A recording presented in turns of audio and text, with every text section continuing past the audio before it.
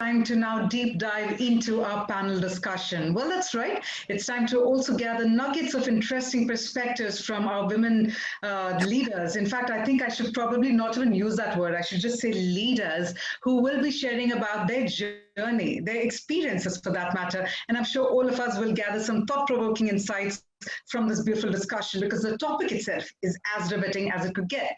How women are shaping the future of the construction industry. Now, that being the question, let's also get the answers from all of our panelists. But first up, to conduct the session, I'd also like to invite our expert moderator. We have with us Dr. Ananta Raghuvanshi, who's a Senior Executive Director with Experion Developers. In fact, she is an exceptional leader with an exemplary leadership style, as well as with her beautiful contribution of more than 30 years to the real estate industry. She is also a doctorate in real estate marketing and is also the winner of over 42 awards and accolades, including Top 100 World Marketing Leaders by World Marketing Congress. And she also coaches women entrepreneurs and mentors rural executives. So firstly, a warm welcome indeed to Dr. Raghuvanshi to moderate and spearhead this beautiful panel discussion. And on that note, let me also introduce our fabulous set of panelists for all of you. First up, we have with us Prerna V. Mehta, Head Urban Development with WRI India.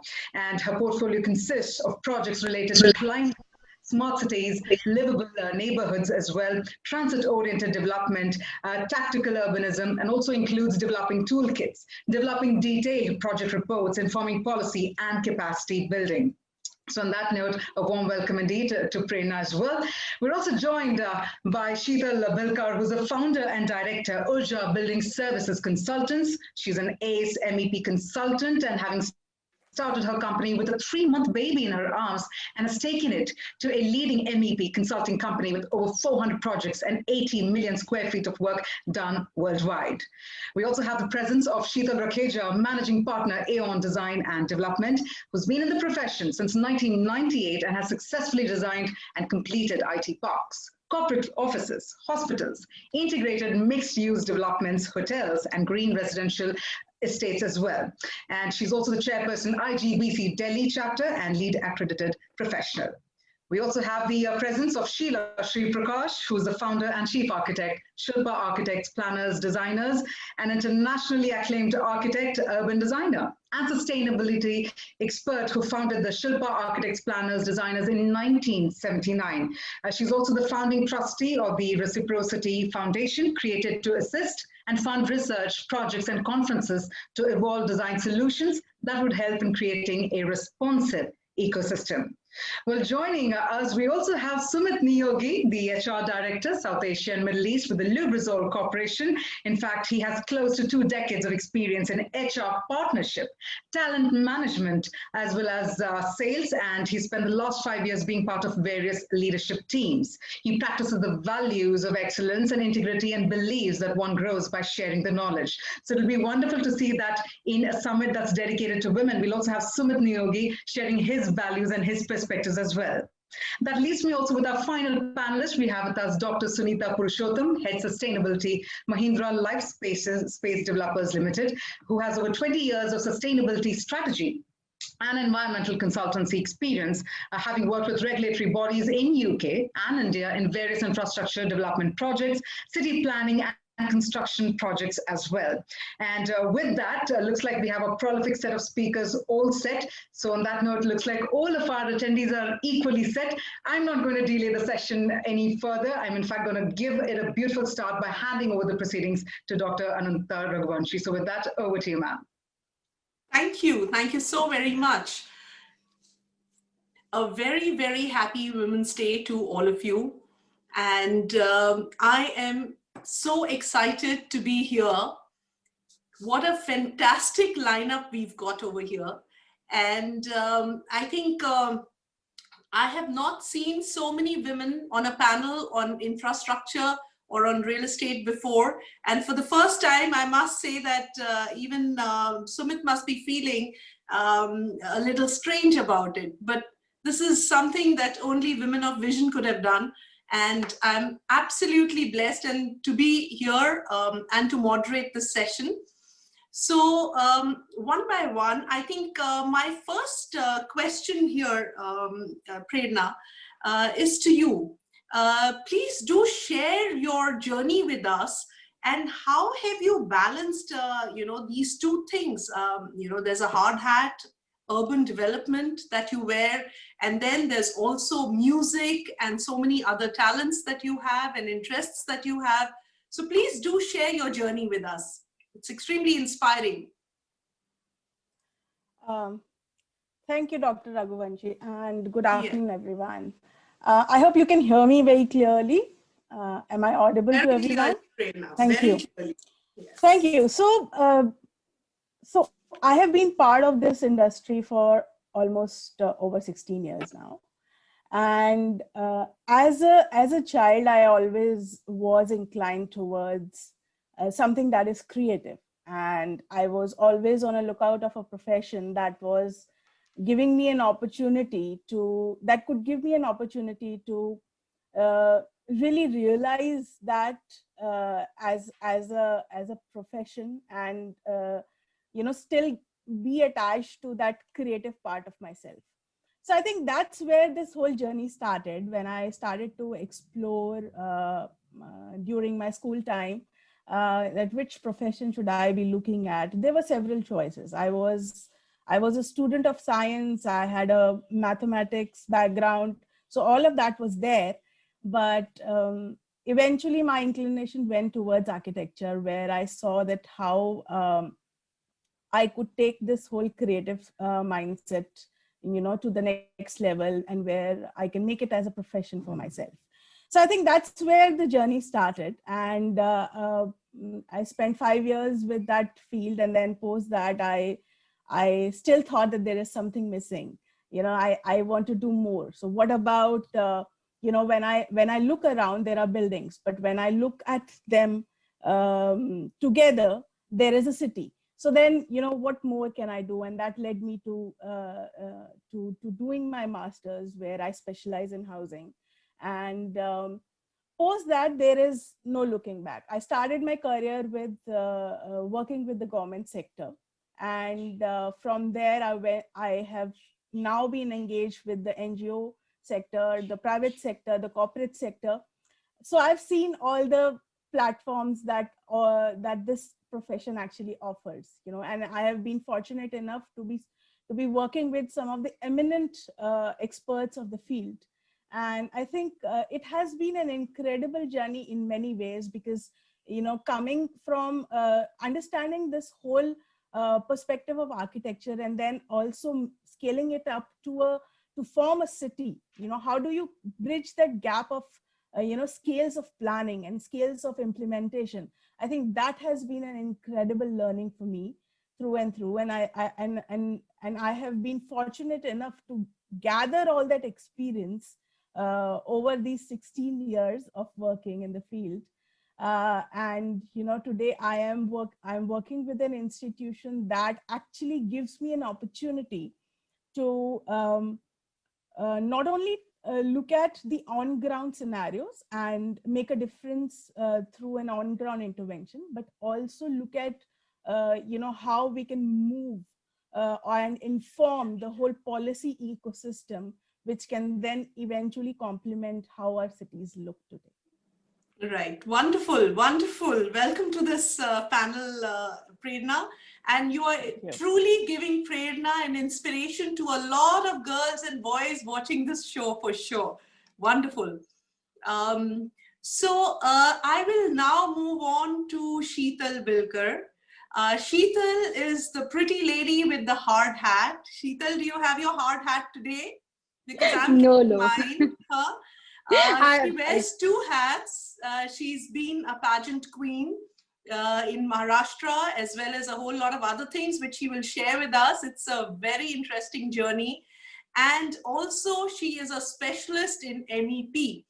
And MEP, for the layman itself, is something that very few understand. It is the skeletal system of any building, of any real estate industry.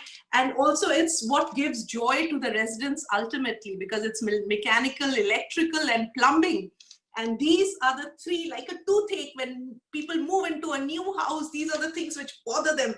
So Sheetal, I think we need to hear your journey and how you scaled it up to so many million square feet of work that you have done, and how do you balance your passion, which is fashion and glamour and everything, and this is like sweat and heat and sights. So let's hear it from you.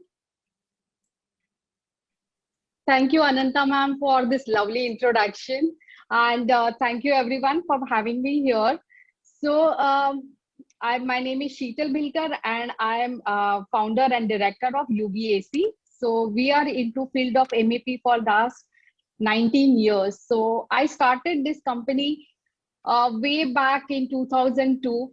And this company was started from home. When I was on maternity leave, I had just delivered baby, 3 months baby, and opportunity came for a consulting job for a blood bank for very prestigious hospitals. So I just took it. I said, fine, let's see how to go about it. And that time it was really rare, to have a female engineer at site. There were architects, interior designers, but rare to see engineers at site. But I think I got a lot of love, support from everyone around me. And with hard work and persistence, we have grown to the level where today UBAC has designed more than 400 plus projects all over India. And we have designed more than 80 million square feet all across the globe, so that scale, we are doing project. Recently, in fact, we have completed a 3.4 million, very big project for MSRDC government, Maharashtra government also. So I think we are growing and growing, and I think there's no looking back. And about my passions, there's a lot of things what I do. I think we all are dreamers, and I'm big dreamer. I'm a Piscean and a true dreamer, and I have a bucket list, and I just go on ticking one. So out of that, one was having a beauty crown on my head, and I think I attempted for Mrs. Maharashtra in 2012, but there I was finalist. I could not achieve the crown. So I appeared for Mrs. India Classic in 2013 again. There I got not one, I got 2 crowns, and I fulfilled my dream.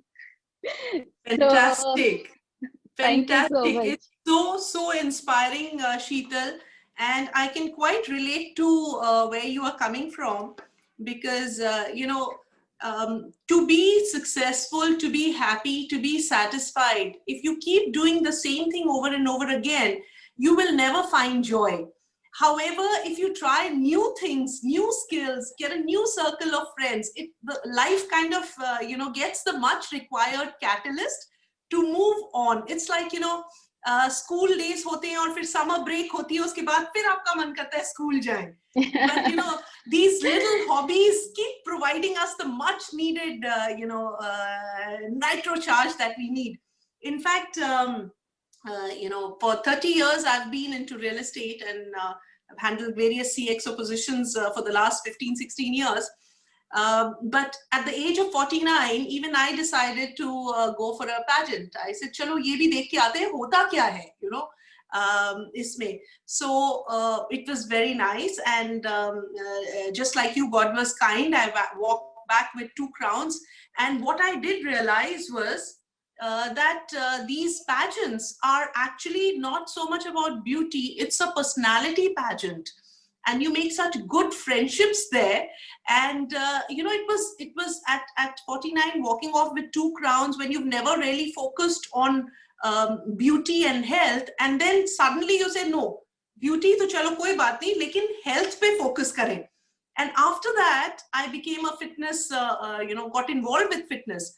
Till then I wasn't. So something good always comes out of every new experience. And yes, of course, real estate and infrastructure is our first love, definitely. But beech mein kuch naya karte rehna chahiye. And I hope this year also you do something different, and you share it with us as well. Very good, very good, very inspiring, Sheetal. And I Thank think, you so much. Yeah. I think now I'll move to Sheila ji. Sheila Shri Prakash ji, the whole world knows her. And since 1979, when women were so scared to even look at, this part, I mean, it's amazing, construction industry, building material industry. She kind of is the founder of Shilpa Architects, and which is fantastic. I think we should hear more from her about her journey from 1979 to now. So in fact, she's being felicitated with some award today also. And we would like to hear about that, and congratulations for that as well, ma'am. Please do share. I think I'm really happy to be on this panel with so many lovely women, and it gives me great hope the confidence to say that women as a band or as co-workers need to be able to unite and work towards common goals. And I think what we can really achieve is phenomenal if we do that. So way back in 79, of course, it was a challenge. It was a complete challenge because there were no women architects. And when I started my job, the projects were also small. But this made me look deeply within myself, introspect. And, while all the glitzy, glamorous jobs were going to my male counterparts, I was there trying to reinvent, brickwork, do cost-effective work, and, something that gave me so much joy. So this is good on retrospect because I think it helped me define my priorities, and I tried to work towards things that are sustainable. And at those days, sustainability was not a word at all. It didn't exist. I think cost effectiveness was there. And then I started working towards energy conservation. My first project was my own office, which I built with 20,000 rupees, if you believe. Wow. And at that time, a bag of cement was 11 rupees. Yeah. Wow. And my dad said that I could build an office, but I shouldn't cut any trees in the garden. So I built a meandering structure which went around, the trees. And it was magical because, I used to sit there and it helped me dream. My pet dog used to sit with me. The birds, I could hear the birds twittering. And I think it only increased my, the reinforcement in me to say that spaces can really do a lot to people and to humanity. And so if people have to achieve what they need, I think they require the right ambience. We're all happy with nature. We all know that, providentially, we've been gifted with the earth, which is absolutely marvelous, the water flowing, the birds chirping, the animals around, and the breeze on our face, the rain, everything, the mountainside, the seaside. Then when we start carving spaces for ourselves, it is a huge, humongous responsibility, because I think we are trying to emulate that same harmony in our micro spaces. So how do you do that? With the commercial challenges that are there, you start building blocks, you start building, facades, and then there's such a mad rush. You try to imitate what your peers abroad are doing, and then you bring in the wrong materials. There's no materiality, there's no kind of sensitivity to a person and the space that he really requires to perform better in whatever his chosen field is. So I mean, if given a chance again, I would choose the same profession, because I believe that it's a lovely profession, and it can help you achieve and, help people and the planet to work in harmony. So this is, so I have come a long way from 79. It's been almost 43 years since I started my company. Yes. So I started as an individual person, as a one-man, drafting, engineer, everything together. And now we are a big office, a firm, I'm happy about that. And I'm also happy that my second generation, my daughter has also, come back from the US after working there for 10 years. And, I thought that she will not come back, but then she's back. And, I have so many youngsters with me. And this is a profession that makes you feel young always, because I'm surrounded by some lovely young architect girls with me in my office, and we work fantastically as a team. It's like, it's a big orchestra that we're working with, and then we all kind of tango, and then the result is a medley which is very, very aesthetic, pleasing, and in sync with nature. So that's it as far as I go. Fantastic, fantastic, Sheila ji. Very, very inspiring journey and amazing takeaways. The first one, of course, embracing nature and designing your buildings around the trees. That is so fantastic. I think once I'm vaccinated, I'm certainly visiting your office to see where the tree is and where you are and how the creative juices start flowing. So I'm super excited about that. And of course, the second one, that if you had to start all over again, this is the profession that you would go for. I think a big round of applause for that. And I think our Hard Hatters Club and our tribe seems to be growing. So that's wonderful. And the third takeaway, I think, which all of us will carry with us from here, is that there's a lot that we can learn from the youngsters also, and they inspire us in so many ways. And keep us going forward and keep our thinking open. So thank you very much, ma'am, for that. I will now come back to our other lovely Sheetal, and Sheetal Rakheja this time, and a fantastic forward-looking name of her organization, and once again into design and planning and so much more.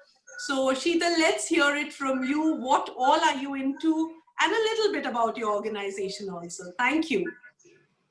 Thank you, Ananta, for the introduction and giving me this platform to talk about myself. I'm an architect and into practice for now almost 24 years.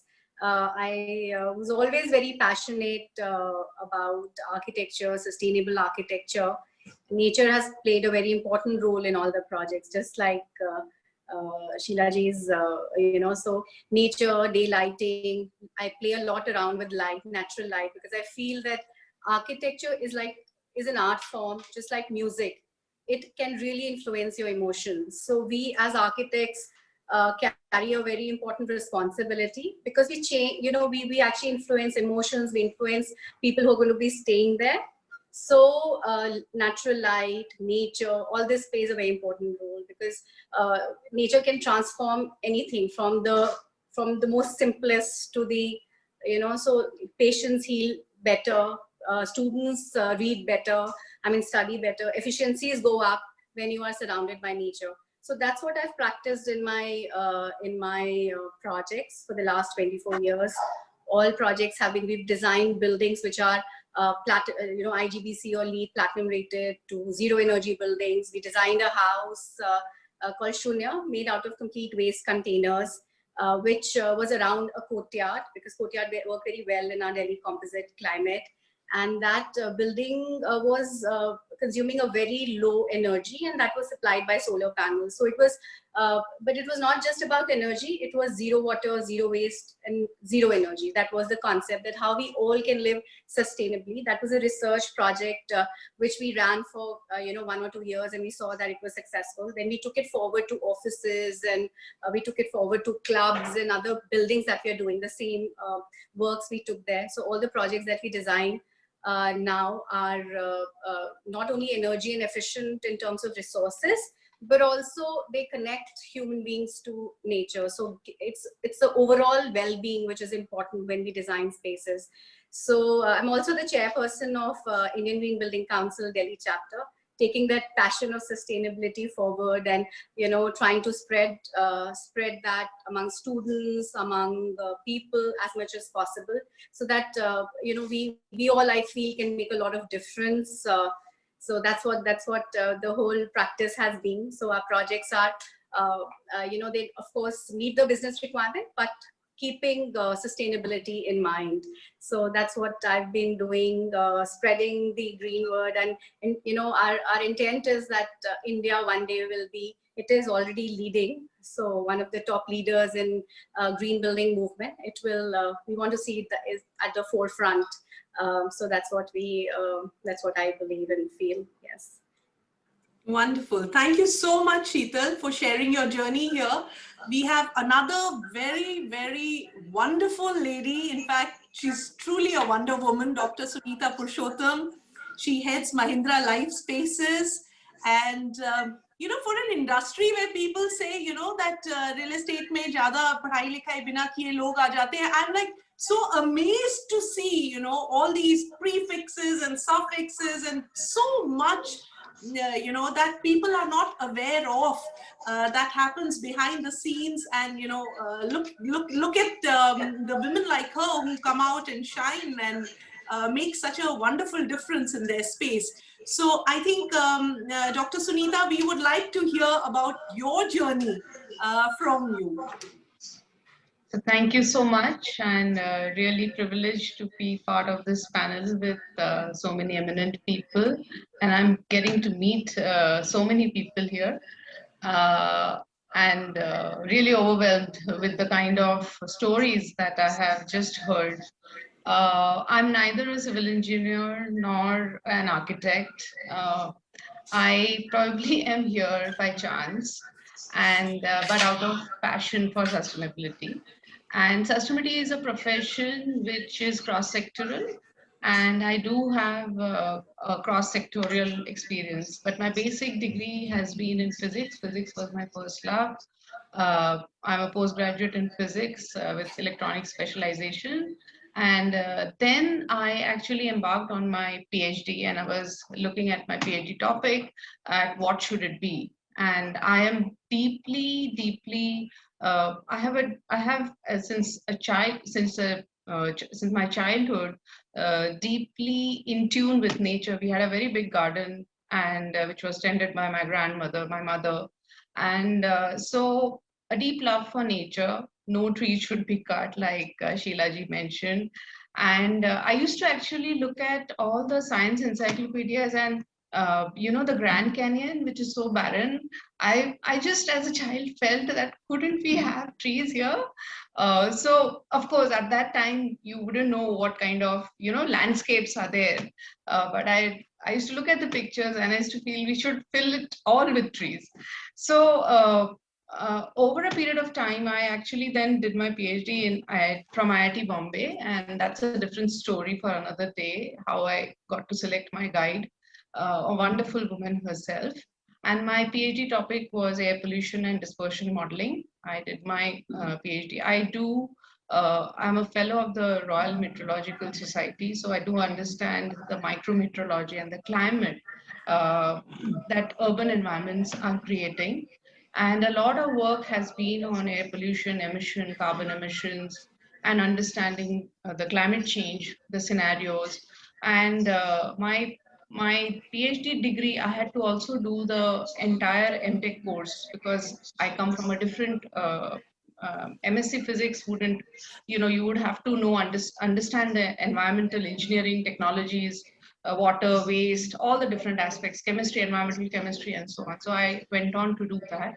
And that was a shift where I came into environmental sciences and then into air pollution, carbon emissions, and then full-fledged into sustainability, especially in my journey with Infosys, where I learned a lot, especially the corporate, how sustainability can be strategically integrated, and a very good opportunity to work with Aruna Newton and Chris Gopalakrishnan, who is very sustainability oriented. The founders are, and so that has shifted the way I look at sustainability, the strategic integration, and this opportunity in Mahindra, where I'm continuing to integrate sustainability into all aspects of business. So that has been my journey so far. Fantastic, fantastic. It's very, very interesting hearing your journey is taking me back to mine as well. And I was just trying to remember what was my PhD topic. It was adaptability and intelligent growth in fluctuating cyclic markets. Wow. So there's a time when, and so it was like a septidal analysis of trends as far as marketing of real estate is concerned. So wonderful, very, very fascinating. And I think it'll be a pleasure to actually have access to the synopsis at some point of time and to, have some takeaways from that as well, because it's a very fantastic thesis that you have done, Dr. Sunita, and wonderful to connect with you here. So last we come to, so many heroines are here, of course, real life heroines. And now we have, I move to our hero, Mr. Sumit Neogi. Sumitji, mechanical engineering, XLRI, a wonderful TED talk behind you, a crusader for all the women and, helping them achieve their dreams. What do you think? Of course, you must share your journey with us as well. I'm sure it'll be even more fascinating. But what I would like to also know from you is, you've seen so many successful women in the building infrastructure industry, real estate industry. What are the type of qualities you think a woman must have in her or must develop in her to actually be sitting on top of the pyramid, the way all these lovely ladies are? Right. Thank you, Dr. Ananta, for the welcome that you provided me. One, I'm not a hero. I'm just a common man who is doing his job, for an earning. आपने इतनी हिम्मत दिखाई है हम सबके बीच में बैठने की, तो आप हीरो तो हैं. And I must accept this. On Friday evening when the group was created, it took me a bit of effort to send a message today morning. I was confused. What should I write? What should I shouldn't exactly? And I used to think that I've been part of quite a few panels. Some of them were manels. Everyone was a man. Then part of HR, so you will have women in HR. So the maximum share of women that I ever had in a panel before this was 50%. Right. So, and we used to talk. Everyone was talking. Little did I realize that how difficult it is when you are in a scenario which you have not seen earlier. I have a team. I'm part of the HR team. I'm part of a PMIR batch from XLRI, which was 50% women, and subsequently I've worked with it. But this is a different experience. So first of all, I must thank you to accommodate me out here, and I thank the team also. I never reached out to them, by the way, that where have you put me? But the fact is, I feel honored while I'm talking, while I'm listening to you. I think you're the Krishna among all the gopis. I'm sitting in my daughter's room. My wife is outside. I'm good. That's okay. No, thank you. Thanks for the kind words on that. Now, in terms of journey, I've always believed that I go back to very early days. I think it was late 80s, early days in school, and Sarv Shiksha Abhiyan was a focus. So I come from a very rural, remote village of Madhya Pradesh. And we used to see school teachers going home to home and talking about that. So my sister was very young, and my mother was being spoken to by the teacher, the school teacher, the local school teacher, who was actually telling my mother that you need to educate the girl child. There should be a focus. Though in our home, obviously the focus was that everyone will study. My father, my parents, my grandparents never differentiated between their children basis gender. I asked the teacher, and this was when I was 8 or 9, I believe, that why are you telling exactly for my sister? Why not for me? He said, if you are educated, you are an educated individual, educated man. However, if your sister is educated, the society is educated. So the fundamental impact of the focus on women, that's how it came in. I've seen situations at my home where, my parents, there were 6 brothers, 1 sister. My mother would work with my grandmother till the time, they will be making rotis, chapatis, etc. And they would be the last to eat. I could never understand why they are doing so. Once it was very cold night, cold evening, I sat with my mom to see what is she eating, because everyone was done. And I felt that she was eating very, soft atta. I said, this is not a roti at all, because what is there? And that's where one of the factor which came to my mind, that, wherever I would be, there would be land of equals. And this is not done. I always encouraged my sister to, study, to get the education, focus on that, forget about the barriers, because there are a lot of gender barriers which have been created over a period of time. I'll be honest with you, I had my life quite easy. No one asked me, why are you roaming around in the night? No one asked me to dress in a particular manner. No one ever asked me, why of what I'm doing. Other than the fact that my father asked, why do you want to do engineering? And my grandmother supported me. My father thought that I will better do a science graduation without dropping a year, and then went on to do either a PSc, UPSC, or PO. My grandmother supported me in one of the biggest decisions in my life, and that's where the shift happened very clearly. Now, when I talk of, I'm a mechanical engineer, and trust me, the Department of Mechanical Engineering of REC Bhopal, which is now NIT, at least till the time we were students, had never seen a woman other than other branches.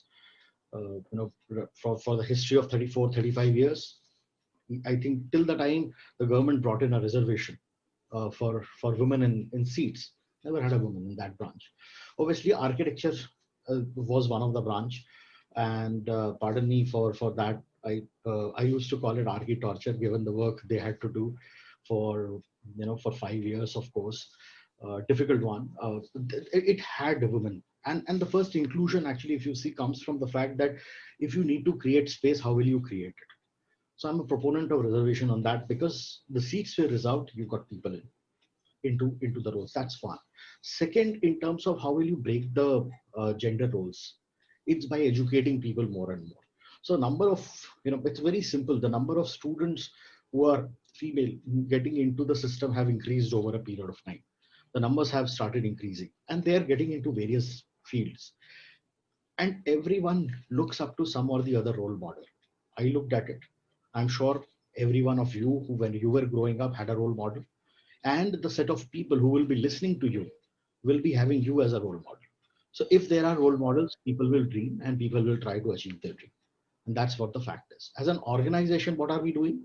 We are creating a mechanism through which we can create a place which is having a fair play. And when I say fair play, it would mean that every individual will get equal opportunity to perform within the system. Right?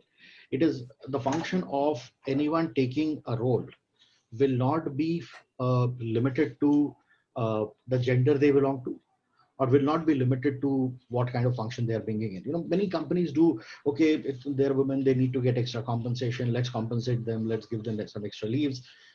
It won't help creating a gender equality. What will help, obviously, is those strategic decision-making positions. Do we have women in that?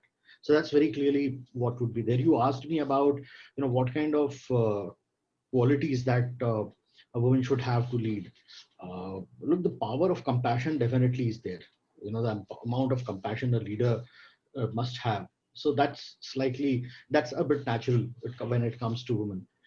So that's an added point. The other would be what would be required for a leader, right? Strategic orientation, outside in thinking, look at the team, developing the first in line, develop talent pipeline, and given the fact that you know the business. So that's what I would share in form of. Excellent, Sumit. Very happy to know that you touched upon compassion, because this is one quality which somewhere in the journey gets forgotten. And it is so important that you remember where you came from and how tough the journey was, and the climb was so tough too. And accordingly, you offer that helping hand, to those who are still climbing up. I think that's wonderful.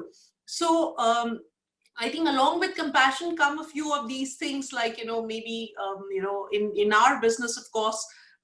Now a lot of things are mandatory, like if you have laborers working at the site, you need to have a facility for their kids and stuff like that, and women's safety and all those issues also, I think, become a part of that compassion net.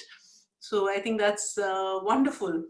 And Sumit, you know, in your TED talk, you mentioned that you went to Mauritius and you had a whole lot of your seniors there, and you had to actually be the leader and kind of lead from the front and fix a big problem which had happened there, and how you kind of handled it.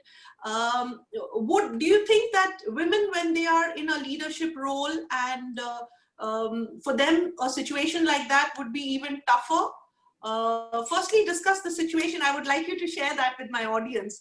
And then if you were a woman, how different would it have been for you?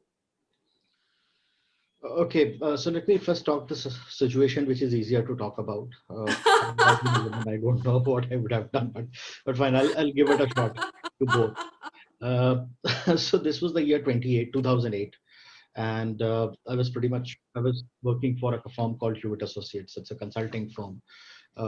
I was in Jordan, Amman, doing a project, and was not a great day. It was 26/11/2008 actually, when the Bombay attack happened.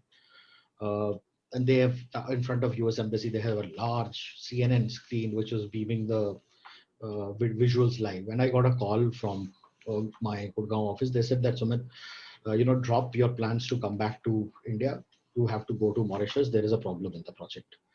It was actually a time-bound project. We had one project from a government agency. It is a Central Electricity Board of Mauritius, CEB Mauritius. It's for the island nation of 40 by 60 kilometer. That was the only electricity board, and the project was very big in terms of end-to-end HR transformation, process reengineering, restructuring the organization, restructuring the HR processes, and so on.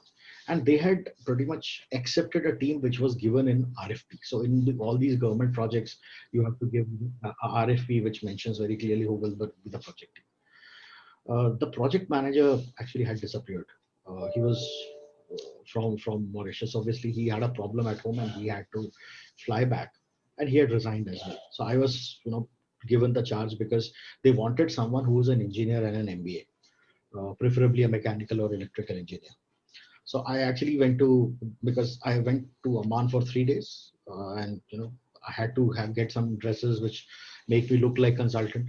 So I stayed back in Dubai for a day, picked up a bag, picked up a whole lot of stuff, and then I traveled to Mauritius. I landed in Mauritius, straight away went to the client, and I got to know that okay, we have a review with the board of directors, and the board was headed by the deputy prime minister of the country. I said, we are dead. The project will stall because he'll be very angry with what has happened, because it was a time-bound 18-week project, the first phase of it. And we had already spent 4 weeks with nothing. So I spoke to the local HR manager. I told him that, look, I've come in. I need to understand what has happened. I have no clue. I've only read the RFP in the flight while I'm landing here. So some of the challenges were, so he said, okay, fine. I understand, Sumit, you have challenges. The evening meeting, I'll mitigate. You'll just prepare one slide by the evening about your plan to go forward. Go ahead. And that's where I realized the big challenges. So I was from a particular batch from XLRI, and I had people who were senior to me in the system. I was actually, in fact, at that point of time, was the youngest in the team, very clearly. And I started getting that feel, okay, how can we work with him? You are junior, etc. So I could feel the body language. Somehow managed that day. After 2 days, again, the same situation. No one is talking. They are grumpy. No one is responding to what I'm saying. On the third evening, when I reached there, I actually sat across the table and said, look, boss, we need to move on. I need to understand what your plans are. And also, I do understand that you have challenges working with me because in your head, I'm your junior. But I'm the project manager. I have to work like a project manager. So forget about what roles we had in the past. This is the role we have at this time. And if some of you want to travel back, this is the flight ticket, please go back home. One of them actually traveled back. But we did the project really well. It ended with close to 60% profitability. We got a follow-up business on that. An 18-week project became a 14-month project that way. So what happened was plain talks straight away that, look, this is what this means. No sugar coating, fact of the matter. And obviously after a few days, I looked at cutting costs very clearly. We picked up a sea-facing beach bungalow and we had fun of our life in those 14 months. Now the question is, if I would have been a woman, what different, how different would it have been? I think the challenge is all here. It is not, and the brain is similar for both men and women, right? It's all about, am I a woman? Am I supposed to say this? Is the question that most of the women I have seen at least asking. Even my wife faces that challenge in her office, despite the fact she's one of the most aggressive women I've met. No, okay, cut this. In terms of it's all here. I don't think I would have done anything different on that. But obviously the situation I've seen most of the women holding on till the time it reaches a particular level, and then there is a blast. So I would expect or encourage everyone, whenever it is the time, speak. There is no harm in it at the end of it. Fantastic. I think fantastic. I loved your answer, Sumitji, that it's all in the mind, and it doesn't matter whether you're a man or a woman. To do the right thing, there's just one way, just do it right. And, gender should not come there. Absolutely. And in fact, on Saturday, I was, at an awards function here at AeroCity, and I had the pleasure of interacting with the ASI Seema Dhaka, who has saved 76 kidnapped children during the pandemic, kidnapped children and united them with their families. And when I was having this conversation with her, I was getting goosebumps, and she told me the same thing. She says, "Kya farak padta hai, whether I'm a woman or a man? I mean, the risk is the same for both." So it's just about your goal, that yes, if you want to do it, you will do it, and you will emerge successful and stronger, of course. So that was very interesting, Sumitji. And in fact, when there are so many women here and we all love to talk and we have so many stories, it's great to see you participating wholeheartedly and giving us as many words and sentences as the women. That's lovely. Absolutely. I would once again go back to Sheila ji, because we must get the benefit of her experience for sure. Sheila ji, some of the tech trends that will shape the industry's future going forward, could you share those with us, please? Yeah, I think let me first start from the drawing board. I think at the drawing board level, there's an integration of the BIM platform is a great, technology that is available to us, where we can, create the model and integrate and, look at the various, like, the MEP, the HVAC, the electrical, the structural, and see whether there are any clashes.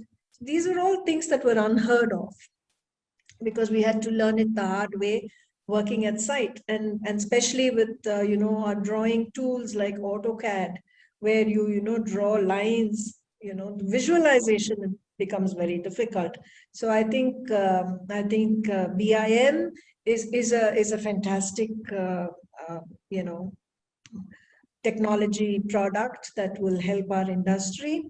And going further to the execution, I think 3D printing has phenomenal potential. It is just that we have not got the right material and the scale of 3D printing.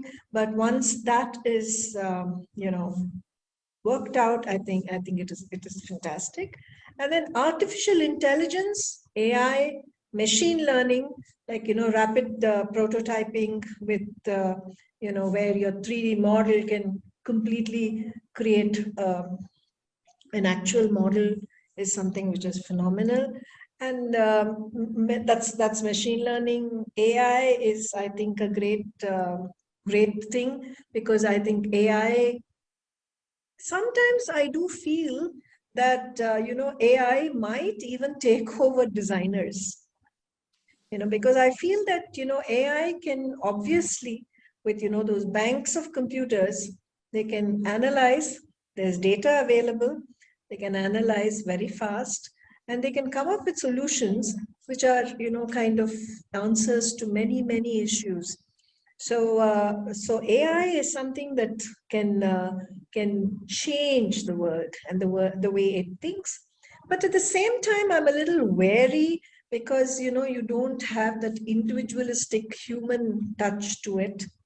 So it might, I don't know. I hope I live to see AI and the way it affects design. But I am a little wary about what machines can do and will do.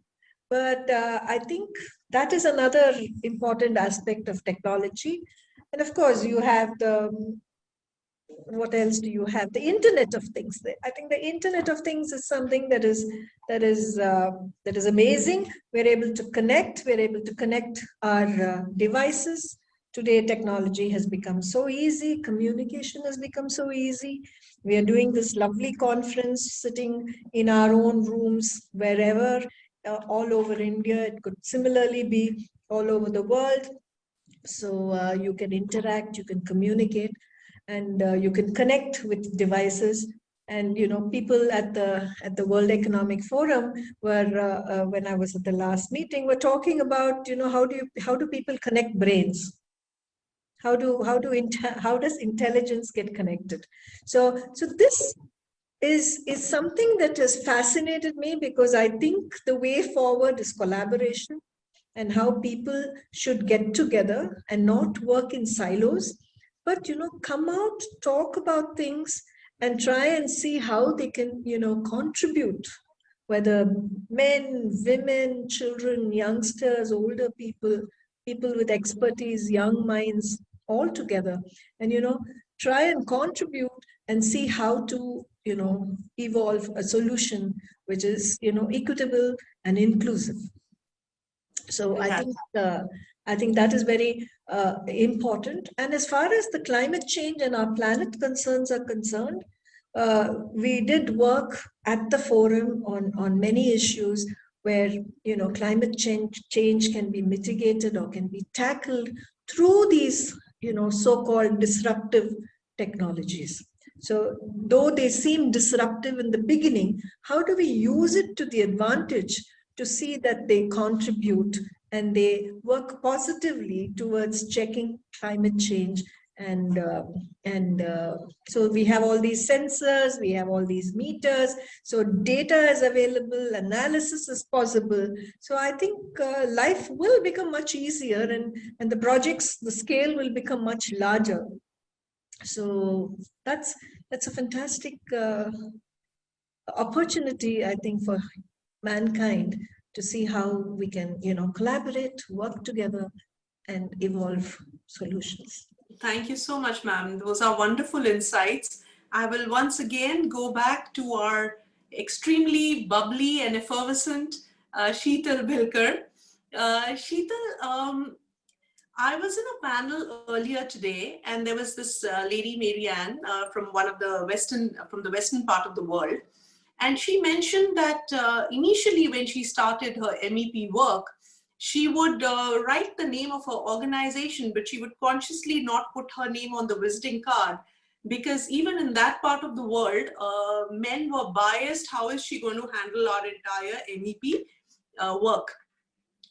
Have you ever faced that in the Indian scenario? And if you have, please do share with us how you handled it. Definitely, I have gone through instances where people were doubting whether she will be able to take up MEP. These are all critical services. And when I started, I was quite young. So I was around 28-year-old. And usually consultancy, people go after years of experience, people start consultancy work. And I was a young lady with pretty face. So people were always doubting me whether she will take up, So I want to share. I like your honesty and the way your heart comes out when you speak. Yes, please. These are true experiences. We understand when a person talks to you, how that person doubts you. And I have faced this a lot. I used to wear saris those days, used to wear spectacles just to look older. you know. So and people will think me, huh? yeah, and intelligent, you're still you know. wearing your specs, but we would like to see you with your hard hat in the end. Yes. So yeah, people were doubting, and I was of course very young that time, and but every project taught me, and I'm a quick learner, and I kept on upgrading myself to the level where I have come now. So, but that time definitely I have gone through a journey where people were doubting me. When I was going to sites, you know, for the slab checkings, it was difficult for me, very difficult. In fact, those times, you know, you have to walk on those construction sites, no proper safety arrangements. You go for conduit checking, even if you trip, there is nobody to give you hand, because they are all, you know, away from you because you are a female, you know. So those kind of experiences, my god. So and you know what, I was having fear of heights, and I literally used to get sweating when I used to go for that slab checkings and all. But I have gone through all these experiences, and now I'm smiling and talking to you, but that time it was really very difficult for me, you know, to do everything alone. Absolutely.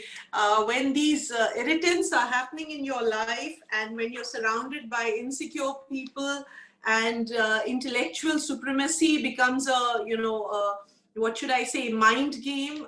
It is not easy when you're going through it. But the best part is that if you can laugh about it later, and at the same time, if you can achieve your goal, you know, that's what winners are all about, right? So wonderful. So true.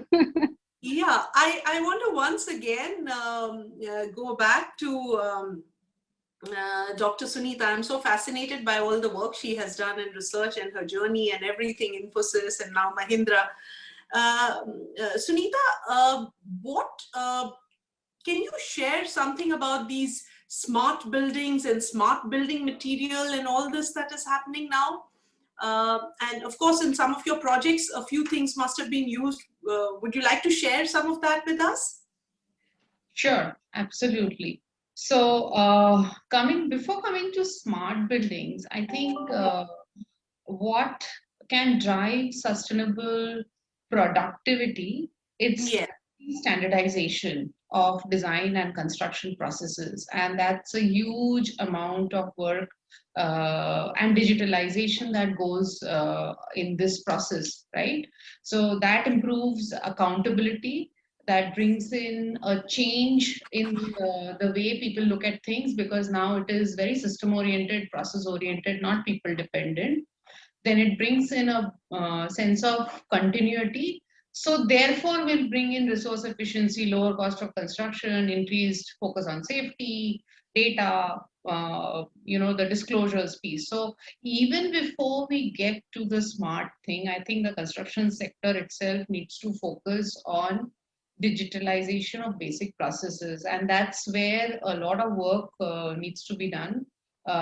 In our organization, we have a huge focus on digitalization of all processes, which we are now seeing the results that it is bringing in increased accountability, productivity, and you know where to go to, where all drawings are, which is the latest version of the drawing, so that you don't go wrong. Then you can't say, hey, this was not the drawing that I should have built. This, because the version is there, it is out there, checked, approved, reviewed, and so on. So then coming to smart buildings, technology focus is huge against, with the current leadership. Our CEO is a believer of, strong believer of technology.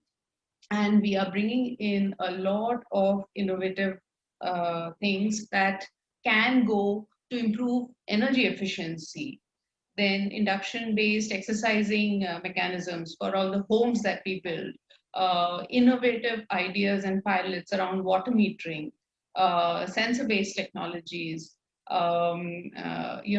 sewage treatment plants. Can you monitor it online? The smart bringing water management, smart water management in place. So all these pilots are in work, and we are looking at how technology can help us create a high performance building or higher performance building. So these are the pieces of work that we are doing. Apart from that, many of you may be aware that we have actually created a center, which is the Mahindra Terry Center of Excellence. It's a research center, but though it is a research center, it is actually a center where you can test your building materials. Whatever type of materials are available that can create better buildings can be tested over there for U values and the thermal transmittance, and so that we can understand what materials to be used. The other thing that we are working on is the thermal comfort, visual comfort, and sky modeling. So this is the other three other areas of work, plus water sustainability. So water sustainability, looking at the user part of the story, the conservation part of the story, and looking at what can be done on the behavioral interventions that can bring in water conservation in the used phase of the buildings, primarily residential, and the smart metering, the management, plus the behavioral piece, plus looking at the macro picture of water in regional levels, whether it is Chennai, Delhi, or Pune. Pune report was launched last November. Chennai is due, and we are working on the Gurgaon report on water sustainability. So these are the pieces of scientific work that we are involved with. But from a digital aspect, building technologies are coming up very, very quickly, and we are focused on creating better buildings and bringing in various mechanisms to see how we can manage and improve the performance of buildings using technology. Right. Thank you so much. Thank you, Sunita, for that. So I'll Sheetal Rakheja. I just wanted to understand from you, if you can share with us, according to you, based on your experience, what are the advantages that women workforce bring to our sector? And you've been into design and architecture, and you've seen the entire gamut, and end to end, you've seen projects and kind of finished them. So women workforce, what do they bring? That's question one.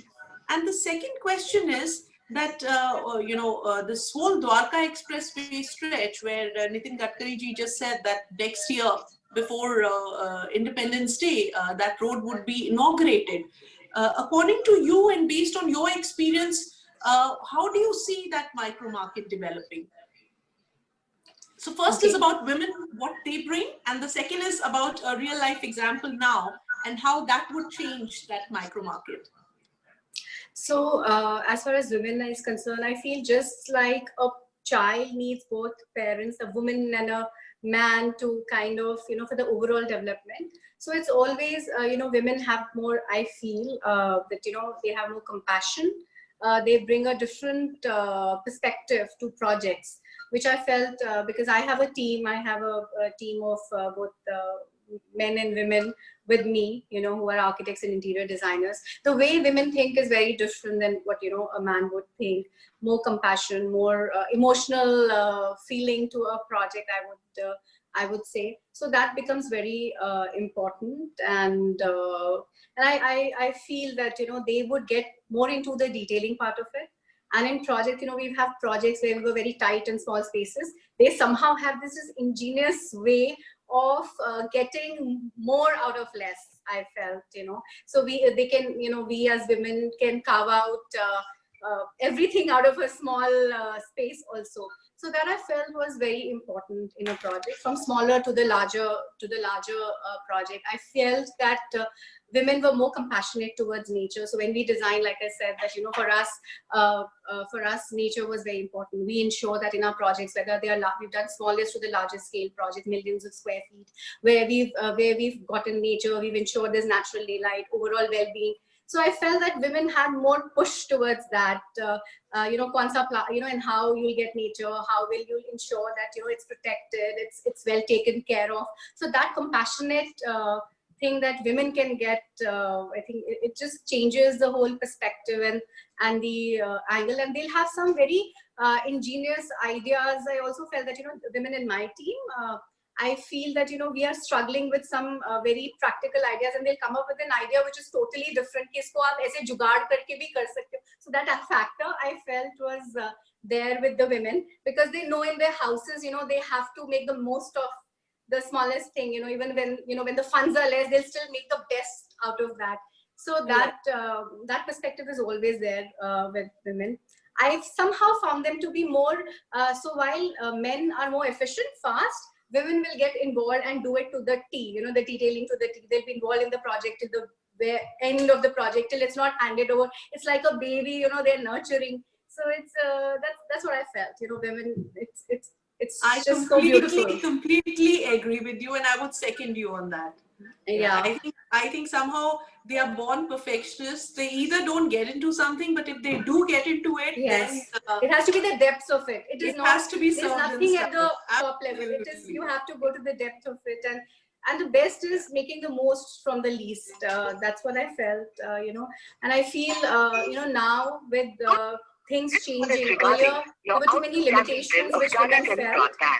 Please stay immediately to continue. Sorry, I think there's some disturbance. So earlier, I mean, now the women, there are more women who've joined us, and they have the freedom to work, and you know, it's nice to see them there. You fill up the office with so much liveliness, and it's just a total different ball game having all these women there. And I'm fortunate I have a great team who shares my passion and compassion for green buildings, for architecture. So we all work towards that. Wastage nahi hona chahiye, you know, even when you're doing a glazing, a facade for large offices or anything, they ensure that wastages are bare minimum. I feel that men do look at it, but not as much. So here you will bring down the wastages to even, you know, the room sizes, they would do it that tile itna size ka milta hai, so room size modular hona chahiye, you will reduce it. So we've done projects where our wastages are down to bare minimum. So those things I feel only a woman, I mean, I'm sure men do that. But that sensitivity and personal touch, I think we all must clap for ourselves on that. Yes, true. Yes, true. Yes. So what do you think about the Dwarka Expressway stretch? Now with infrastructure being at, you know, a feverish speed, so to say. Yeah, I feel that, you know, all the cities and all the smart cities, as we call it, developing along all these expressways and all, they do have a lot of potential in terms of IT enabled and all of that. But somewhere I feel that it's, that the human touch is somewhere missing. So, you know, cities, I feel they are not a product of just one day. They grow over time.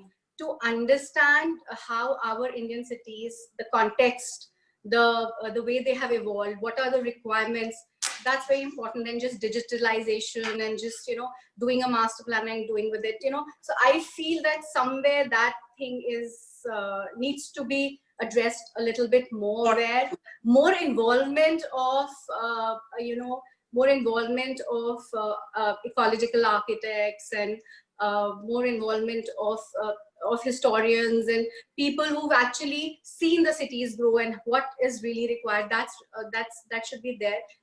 I think things are becoming too infrastructure and too mechanized or IT, and it's that human touch. The real, you know, cities are to be enjoyed, to be lived, and if you have to live green and sustainable way, you have to give the space which kind of enhances that. The context is somehow got missed somewhere. They are just replication of things. So I feel somewhere that, like we said, integration, and right now we are so all connected. So to have that brainstorming, to actually evolve out of that, there's somewhere it's missing, I feel. Yeah, that needs to be enhanced. I think it's a very valid point that cities are designed for people, and there should be spaces where people can really enjoy those cities. So I think, you know, just like Hyde Park in London or Central Park in New York, these are congregating spaces, and there are painters there, singers there, musicians there. Everybody is not as lucky as Sheila ji that, you know, office may be paid hai or office bhi hai or coffee bhi hai, and you know, but yeah, it makes such a huge difference because ultimately we are a part of nature, and we must provide for nature in those spaces. That's a very, thank you so much for that idea, Sheetal. It's an awesome thought. Prerna, I haven't forgotten you. I started with you, our inspiration. How do you think the power of 500,000 can shape the future of design and construction industry? All right. So, Dr. Raghuvanshi, I think I'm the last speaker for the panel, and I'm going to kind of step back a little and talk about some of the hard facts that we have when it comes to the construction industry. So construction industry is the second largest contributor to economic activity in India, and it contributes to about 5% of country's GDP. Now, 50% of population in India, women are definitely in a unique position to contribute to this GDP, or rather add to it. There is a recent study by IMF that pointed out that measures to close the gender gap could lead to 6 to 8% gain in the GDP as compared to the business as usual scenario. And in construction industry, women are essentially engaged at 3 levels. The first of it is the technical positions as policymakers, engineers, architects, or entrepreneurs from innovation ecosystem, etc. The second level is the administrative positions, that is HR, finance. And the third level is the construction laborers. And I think the most vulnerable of them. The construction sector actually employs about 35 million people, out of which only 30% is women. Now, when we closely examine this percentage, it becomes evident that there is a paucity of women in technical and managerial roles, particularly in roles like civil engineers, architects, structural engineers, etc. The representation accounts for only 1.4% currently. This whole percentages of technical and managerial role is accounting for 1.4% women workforce.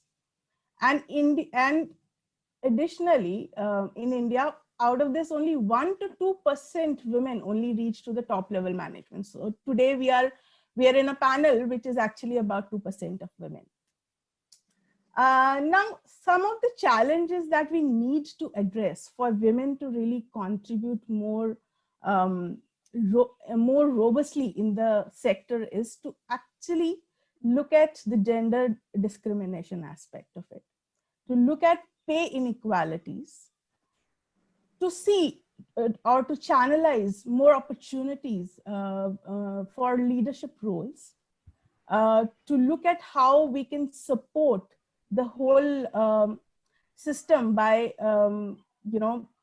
contributing in the areas of childcare and elderly care, because these are some of the most common reasons why women drop out of the workforce of construction sector.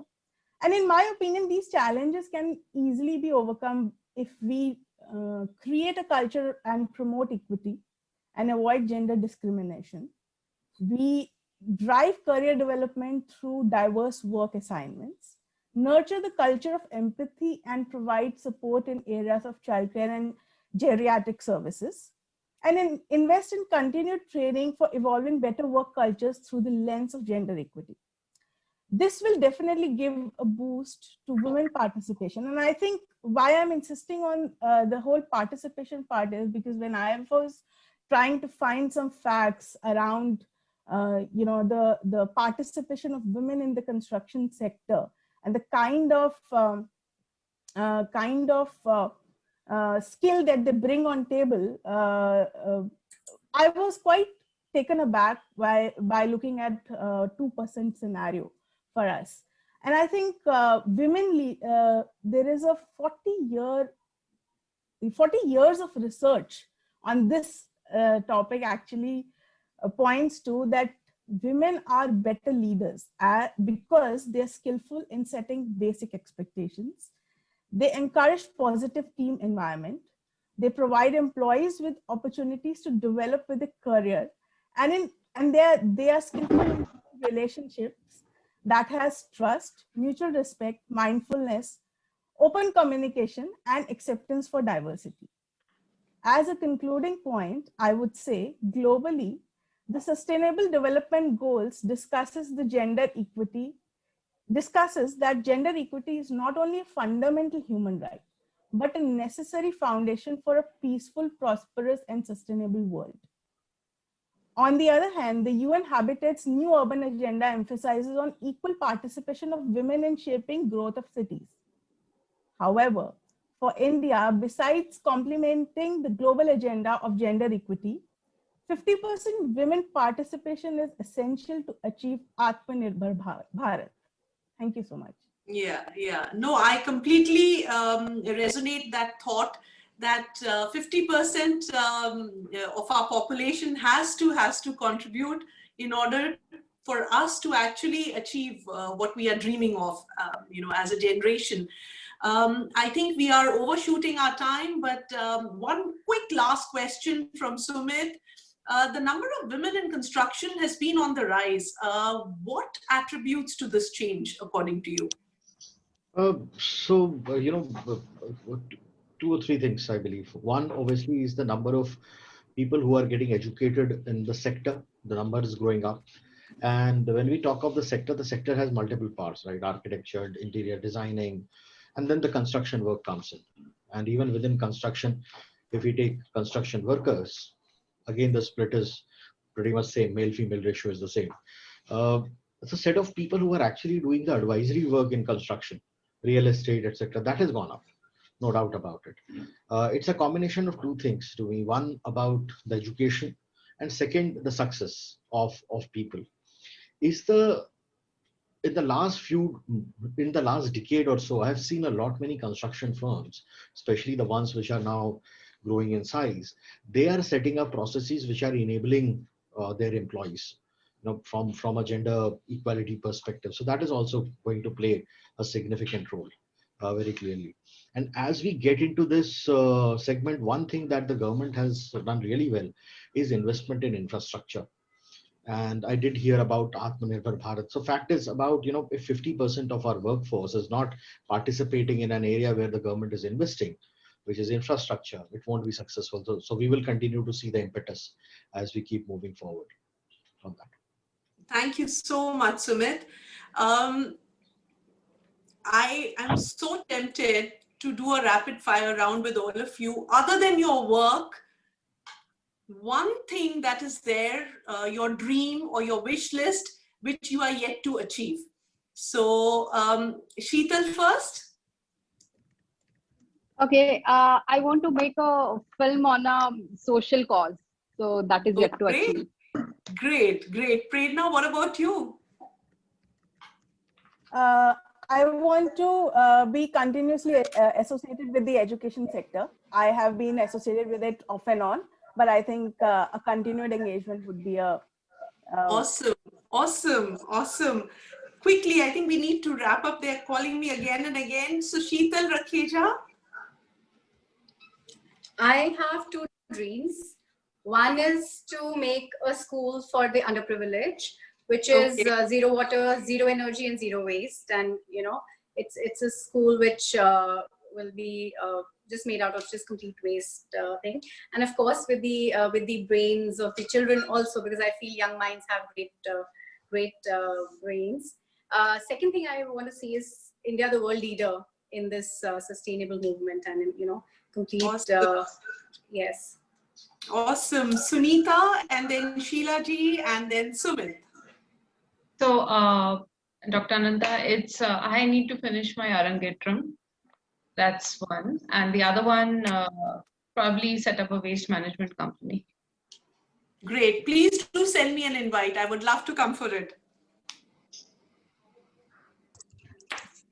So I think Sheila ji and then Sumit, right? So what I would do next? Is that the question? But not related to your work, not related to your job, nothing. Yeah. See, I want to create a system where businesses start looking at the triple bottom line of planet, people, and profit together, rather than just profit. So I feel that, when I was maybe a teenager when the business management curriculum developed, and we had managers business who looking at things like operations management and finance and marketing, etc., etc. But then I think there needs to be people who can orchestrate sustainability within an organization, and my dream is to train this brood of people who can look at it to in totality to get holistic sustainability, because I don't think people can I'm sorry to say, but I don't think just managers trained are able to look at it like this, because they work in silos. In any organization, you have HR, you have marketing, you have production, you have whatever, raw materials. You might have a sustainability group, but the sustainability group I find is is there, but has no teeth, if I may say so. I don't know, but I think to get this, I think we need like the crusaders for sustainability. You have to get these professionals into our workforce, so that they are able to orchestrate this holistic sustainability and make conduct it like a music conductor to see that everybody tangles around. Great, great. So I think we've covered everybody. Sumit, you have very few seconds left. Sure, absolutely. That's always been the case, while writing an exam. So let me give a quick one. I wish to, be someone who can give in the message to the generation or generations to come that it's okay to fail. Don't put yourself to the sword if you have not scored 90%. I never crossed 80 in my life. You have the capability and you can grow. If I can, you can as well. I always believed in the warrior Arjuna who had the focus, that I always felt that I'm following that. Today I was called Krishna. So I want to be the Krishna for the Arjuna, on that. So that's what I can say. Awesome. Thank you so much, all of you. It's been wonderful interacting with you. Let's keep embracing uncertainty and let's remain exuberantly alive. A very happy Women's Day to all of you lovely girls. And thank you so much, Sumit. Pleasure. Thank you so much. Thank you. Thank you. Thank you. Thank you. We will keep in touch. We will keep in touch and collaborate. Surely, ma'am. Thank you. Thank you very much.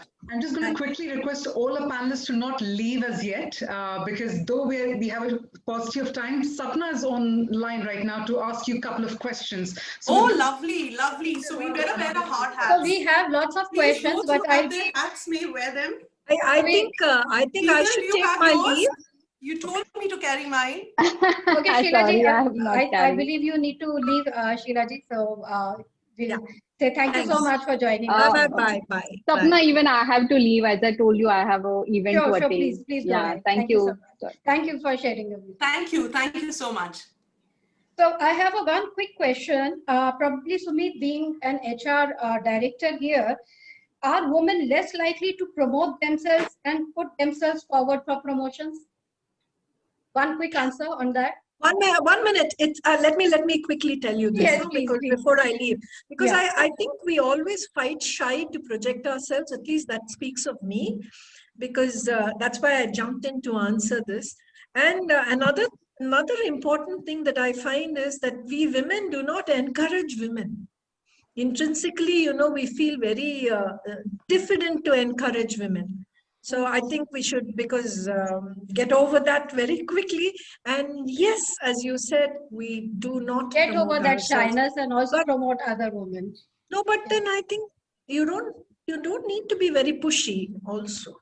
Okay, if you do your things right. What difference do you find, Sumit? This is for you, Sapna. Thank you so much. Encouraging you for putting us all together. Thank you so much. Yeah, we had a lovely panel. Sumit, what do you think? Are men more, towards aggressive towards promoting themselves, and women are not so much? So let me use a statement which my manager of yesteryears used to speak. If you don't blow your trumpet, someone would use it as a spittoon. So fact of the matter is, until and unless you talk about yourself, the work which is being done, by you, it would be very difficult for someone to get noticed, whether you are a man or a woman. If you ask my experiences, I've seen women don't express themselves and they are content with what is going on. Right? For example, the noise a man will make, if not they are not promoted versus a woman, definitely there is a difference. If I say no, everyone is equal, I would be wrong. Okay. So that is correct. Women need to start putting themselves forward. That's one challenge probably women face. Now, one single line answer from everyone: how can men contribute more to women empowerment? Prerna, starting from you, one line answer: how can men contribute towards women empowerment? I think they should start encouraging more. We look around us and we see most of these conferences, discussions, etc., heavily inclined towards manels, as we call them. So I think there has to be a conscious effort towards bringing women on board. Okay, and conscious effort from men's side, what Prerna says. Sheetal, Rakheja, your view on that. How can men help women empower? Just consider them as equals. Okay, so there is no men or women, everyone is equal, just consider the capabilities. Yeah, I think they should just start considering us as equals. That would be more than enough. Okay, we are definitely otherwise we'll fight our own battles. Sunita, your view. They should get out of the way. Okay, let's not be that rude. I'm being very aggressive, but I think equals and not to create any roadblocks. I would say, putting it nicely. Okay, all right. So men should help women, consider them equal, and not create roadblocks. Ananta ji, what do you have to say? One line. Don't overanalyze a person. Don't overanalyze a person, because we don't overanalyze men, why they are wearing what they are wearing, why they are eating what they are wearing, whom they are meeting outside of office. So don't overanalyze and don't waste too much of unproductive time and all that. Okay, so let's not judge women. Because there are so few women. Yeah. It is very interesting, that's to know, okay, is she a vegetarian? Okay, what are her interests? What does she wear? So opinionated, don't be opinionated. Just women don't it's a new generation coming in. Let's move forward and accept them.